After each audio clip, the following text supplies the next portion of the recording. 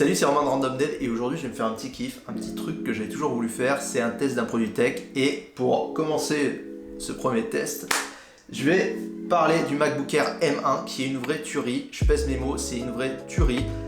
Chez Apple, il y a eu un changement d'architecture vers de l'ARM, mais ça on va en parler juste après. On va faire un unboxing avec un acteur studio pour faire le doublage. Allez, on va voir la boîte. Ah, mais qu'est-ce que c'est?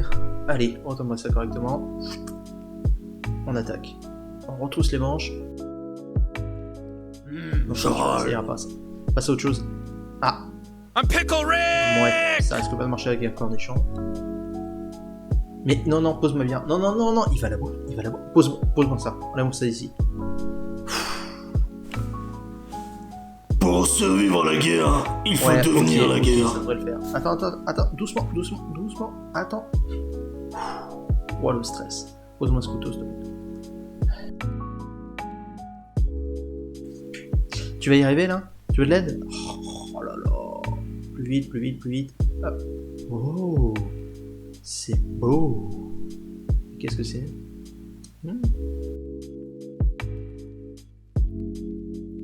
Allez.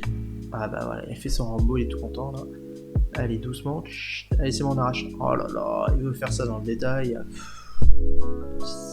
Allez, on enlève le cellophane là. C'est le bruit du cellophane qui s'enlève. Que c'est joli. Hop. Wow. Que c'est doré. Et c'est doux en plus. Ah. Montre-moi. Ah ouais, ça brille. On dirait du 24 carats. Il semble qu'il y ait encore du plastique. Allez. Déshabille-moi ce MacBook. Ouh là là, c'est doré, c'est joli. Ouh, c'est magnifique. Mais c'est le même design qu'avant, hein, ça n'a pas changé. Oh. Tada! Magnifique. On va juste enlever le petit papier de protection et on va passer au test tout de suite. Allez, toutes. Ok, acteur, je suis pas sûr. Bon, ok, le doublage est foireux, l'unboxing il vaut ce qu'il vaut, c'est mon premier unboxing, j'en suis content, vous avez intérêt à apprécier parce que vous n'avez pas le choix. Maintenant, on va passer du côté du Mac, on va en parler et on va voir pourquoi, pour moi, et je vais le répéter souvent, ce Mac c'est une tuerie. Apple, en 2005, a changé d'architecture, elle est passée des PowerPC d'IBM au Intel x86 qu'on connaît. Et là, elle a fait un nouveau bond, un nouveau changement d'architecture. Elle a décidé de passer sur leur processeur maison. Apple, c'est pas leur premier processeur. Ils en font depuis l'iPhone 4, la puce A4, la 5, la 6 et compagnie qu'on retrouve dans les iPhones et du coup dans les iPads. Et maintenant, on les retrouve dans les Mac. Ça veut dire qu'on passe sur une architecture ARM. Avant, on était sur l'X86. Ça change beaucoup de choses. Ça change des choses pour les programmes dans la manière dont ils tournent et ça change des choses aussi sur les caractéristiques de cette petite bête. On va parler d'abord de l'esthétique, parce que c'est ce qui change le moins. Oh, attendez, vous avez écouté le cri là? Je vais tuer mon fils. Je le tue, je reviens. On se calme là. Ah, l'esthétique de ce MacBook, c'est ce qui change le moins, on va en parler. Chez Apple, on est habitué à ce design, on l'a depuis 2008, c'est les coques unibody, les coques super chouettes, on a vu. Donc ça c'est affiné, c'est propre, c'est encore plus joli qu'auparavant, mais on connaît déjà ce design. Le touchpad il est toujours aussi parfait, j'insiste, mais c'est vrai que c'est le meilleur touchpad qui existe sur le marché. On a des choses qui l'égalent, mais rien qui dépasse en fait. Ce grand touchpad, au début on se disait c'est grand, un peu trop, ça sert à rien, mais au final c'est super agréable à l'utilisation, surtout avec les gestes multitouches. Ensuite, on n'a pas de touch bar parce qu'on est sur un MacBook Air, c'est pas bien grave parce que la touch bar, soyons clairs, ça sert à rien. Et on est revenu sur un clavier plus classique, les claviers papillons qu'on avait en 2015 sur les laptops d'Apple, et ils étaient passés sur le Magic Keyboard, qui avait l'avantage d'avoir une course assez rapide qui permettait de taper assez vite, mais le feeling était pas top et surtout la fiabilité était vraiment mauvaise. L'écran, on est toujours sur du Retina, donc c'est propre, c'est joli, c'est fin. On n'est pas encore sur un écran OLED, mais franchement, pour un laptop, c'est quand même déjà le top. On n'a pas besoin d'une meilleure résolution. On n'a pas besoin d'un rafraîchissement 120 Hz parce que le seul truc pour lequel ce laptop n'est pas fait, eh ben c'est le jeu. Et sinon pour tout le reste, vous verrez, c'est une bête. Ok, donc la seule chose qu'on peut parler niveau design, qui est visible et qui change, on va la retourner, hop, voilà, comme si joli, mais vous l'avez déjà vu dans l'unboxing.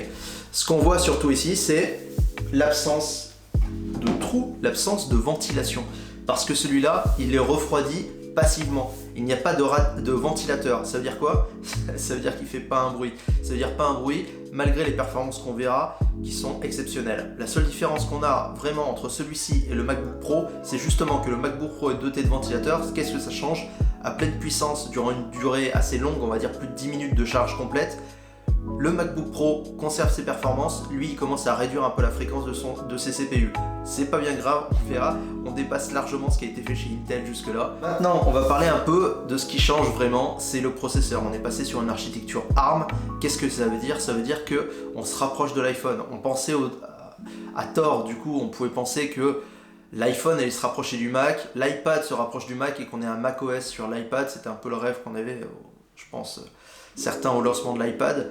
Mais au final, c'est l'inverse qui s'est produit. On aurait pu craindre le pire, puisque du coup, le Mac devenait un iPhone, et là, il devient encore plus un iPhone, puisque du coup, il a les mêmes processeurs. Enfin, j'exagère, c'est pas le même processeur, mais c'est la même architecture. Là, on va beaucoup plus loin. Mais voilà, on voit que le Mac se rapproche de l'iPhone, pour le meilleur, et peut-être pour le pire, mais on va parler du meilleur. C'est un CPU 8 cœurs, un GPU jusqu'à 8 cœurs, de la RAM 8 ou 16 Go, on verra, on en parlera, ça peut paraître radin, mais au final 8 Go de RAM c'est amplement suffisant, c'est hallucinant, et 256 ou 512 de SSD. On va aborder rapidement la connectique. Donc là on a juste 2 ports USB-C, ça peut paraître peu, mais en fait les ports USB-C c'est des ports USB-C avec du Thunderbolt 4 comme on retrouve justement sur les processeurs Intel, puisque ça a été co-conçu avec Apple. Et du coup là-dessus qu'est-ce qu'on a? Et ben on a la possibilité de mettre des hubs, des petits hubs comme ça, c'est super pratique, ça prend pas de place et ça ne rajoute pas du poids au laptop quand on n'a pas besoin. Ça se branche sur un port USB-C, et là-dessus on retrouve quoi? Par exemple sur celui-là on en a des beaucoup plus conséquents, mais rien que sur ce petit boîtier on a 2 ports USB-C, 3 ports, donc on a un port USB-C, 2 ports USB 3.2, on a de l'HDMI, un lecteur de carte SD, un lecteur de carte micro SD, un port USB-C pour le rechargement du Mac. Donc avec ça, on a l'équivalent de ce qu'on a sur un PC portable complet. On n'est pas à l'époque du premier MacBook Air où on avait juste un port USB qui servait qu'à faire de l'USB classique, donc à rien globalement. Ici on est sur un truc qui permet de se brancher à plusieurs écrans, de faire énormément de choses. Donc 2 ports, c'est pas un problème. Alors qu'est-ce que cette architecture ARM apporte et quelles sont les contraintes qu'elle amène avec? Déjà, d'un point de vue des logiciels qui fonctionnent aujourd'hui, il faut les recompiler, il faut faire en sorte qu'ils soient compatibles avec un processeur ARM. Pour ceux qui ne sont pas compatibles, Apple propose ce qu'on appelle Rosetta 2. C'est un logiciel qui va permettre de transpiler soit en just-in-time, soit en out of time les applications de manière à ce qu'elles soient compatibles avec le jeu d'instructions des processeurs ARM. Ça, de manière plus simple, c'est simplement certains programmes vont être transformés pour être compatibles avec cette version de macOS, avec cette version de processeur. Mais tous les logiciels à terme seront en natif et fonctionneront avec les performances optimales. Donc ça veut dire qu'il y a certains logiciels actuellement qui sont émulés, transformés pour fonctionner avec l'ARM sans être forcément des applications qui sont à destination de l'ARM. Donc on a des performances qui sont moindres. Mais la puissance est telle qu'en fait, même pour ces applications transformées, en fait on se retrouve avec une puissance de malade et même le coût de la transpilation est complètement absorbé par le surplus de puissance proposé par ce processeur. Donc c'est assez impressionnant. Je vais vous montrer tout à l'heure un benchmark d'encodage d'une vidéo 4K d'une de mes précédentes vidéos sur la chaîne sur 3 appareils différents. Le MacBook Air M1 8 Go avec 256 Go de SSD qui est juste là, un MacBook Pro 13 pouces de 2018 avec un Core i5 et mon PC fixe qui est un Ryzen 5600 avec une GeForce RTX 2070 Super. Et d'ailleurs ce benchmark, on va l'attaquer maintenant. Donc sur la droite, on a le MacBook Pro 2018 avec le Core i5 de 16 Go de RAM, 512 Go de SSD. Au milieu, le MacBook Air M1 avec 8Go de RAM, 256Go de SSD.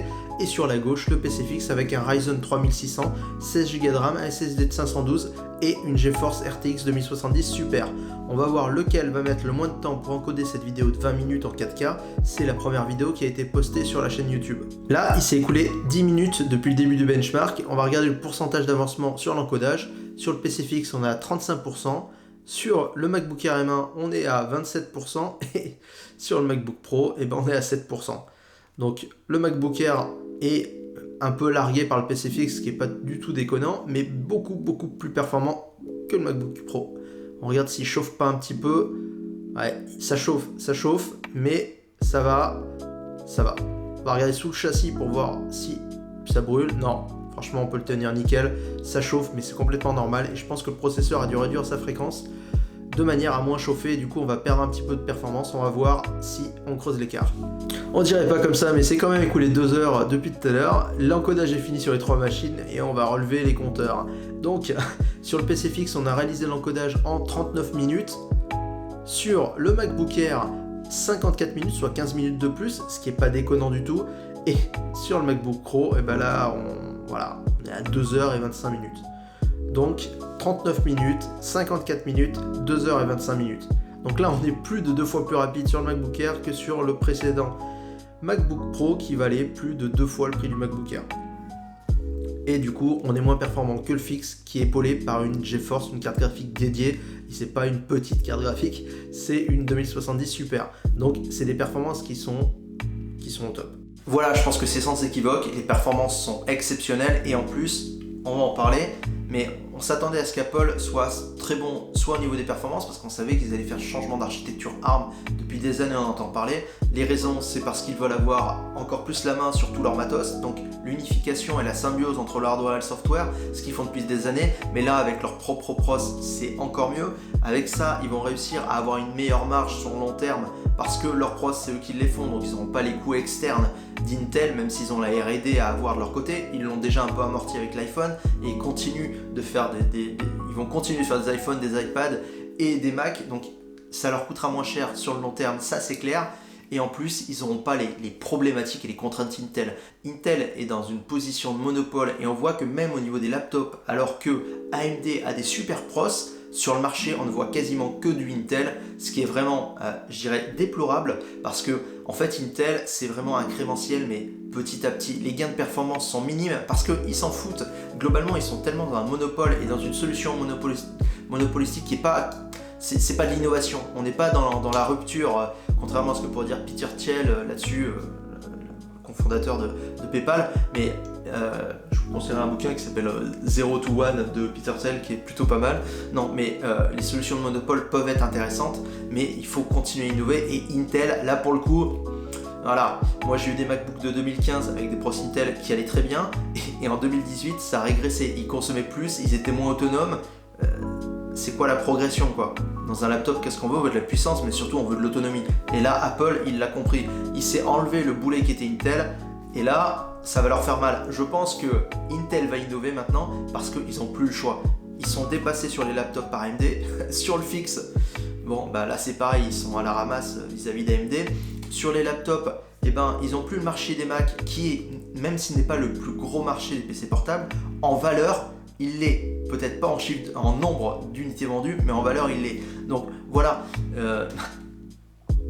Intel va être dans la mouise. Et donc, ils vont devoir innover. Et donc ça, c'est gagnant pour qui? C'est gagnant pour vous, c'est gagnant pour ceux qui vont utiliser des PC Windows sous le prochain processeur Intel, c'est gagnant pour Apple parce qu'il s'est libéré de coûts externes, et surtout, on sera vraiment gagnant sur les perfs qu'on va avoir, parce que c'est le premier processeur d'Apple, le tout premier processeur d'Apple pour laptop, et déjà, ça atomise dans la puissance par watt tous les processeurs mobiles du marché, dans la puissance par watt. Parce que là, on a une enveloppe thermique de 10 watts, et que, on n'a même pas de ventilation. Je veux dire, cette machine, c'est une machine sans compromis, 12 à 18 heures d'autonomie, c'est franchement du jamais vu pour ce qu'on a aujourd'hui en termes de performance, et c'est que le premier. Donc on peut imaginer le futur. Peut-être que demain, ce changement de processeur d'architecture va leur permettre de créer des form factors, des designs différents de ce qu'on voit habituellement dans le monde du PC portable. Et l'un des petits gains qu'on a là-dessus, c'est un peu ce qu'on a eu là, un démo de la keynote d'Apple, c'est ce petit truc là, on voyait Craig Ferguini, je me trompe pas, qui était comme ça, qui ouvrait le petit laptop et qui faisait